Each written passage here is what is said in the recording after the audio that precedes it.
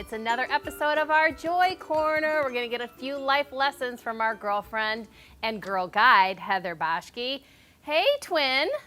Hi, love the vest. Love the vest. Here's what's cool is that we are talking about light and dark today, and we're not talking fashion. We're not, but we could if we wanted to. All right, well, in our world of emotions, what is the difference, or what are we defining as darkness? Okay. So anytime there is light, it casts a shadow, right? So with light does come dark to balance. And you can't really experience the light without also experiencing darkness. And both light and dark experiences are great teachers. And in fact, most growth and transformation comes from that darkness that we get ourselves out of. And so darkness is not always bad. It's just not a place we want to live for a long time. And the dark can be the news. It can be toxic relationships. It can also be loss. And loss, anytime you lose anything, it allows space for something else to grow. And if you think of your life as a garden, and when you lose something, a job, a pet, a relationship, or you lose someone you love, there is now space for something new. And we choose what we plant in that space. We can choose to plant bitterness and anger and resentment, or we could plant hope and optimism and joy. And when we spend more time in the light, we are better equipped to plant more of that lightness in our garden. Okay, I totally get what you're saying here. I kind of picture it as a hole, a void. Very painful, I will add. So how do we fill that hole or that void? Yes. Okay. So I've got 4 good ways for finding the light that has worked for me. The first thing is recapping and predicting wins. So I've got what I call a 3-win rule. I end the day, usually before dinner, thinking about the 3 wins I had for the day. This conversation is going in my win bucket, by the way. It could be a meeting. It could be I got to the meeting on time. It could be a conversation I had. And then before I fall asleep, I think about the 3 wins I'm going to have the next day. And if 3 wins seems daunting, you're like, I barely have 2 wins, then start with 1 win and then build to 2 wins. And when you do this, you're setting the stage in your subconscious that tomorrow is going to be a great day. And since I've started doing this, I go to bed happier and I wake up more energized. Number 2, tap into your community. We are all social creatures, and it is a fact that loneliness poses health risks as deadly as smoking 15 cigarettes a day.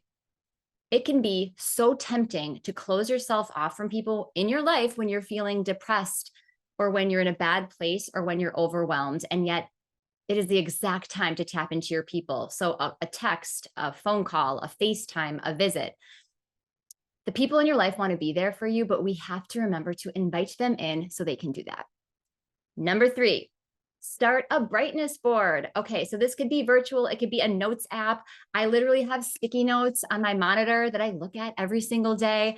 It could be a physical collage you create at some point, but have something that you can look at daily that brings you closer to the light, that inspires you or just makes you happy.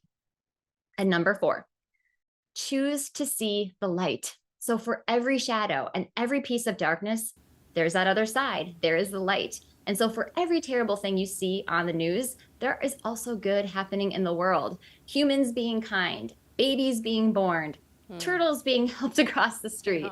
There, right? Yeah. There is a great website called onlygoodnewsdaily.com, and they have a newsletter too that they can email you, but they publish positive stories every single day that lighten your day, that make you smile, because seeing the good is a choice. And when it's hard to see any good, you always have the choice of being the good.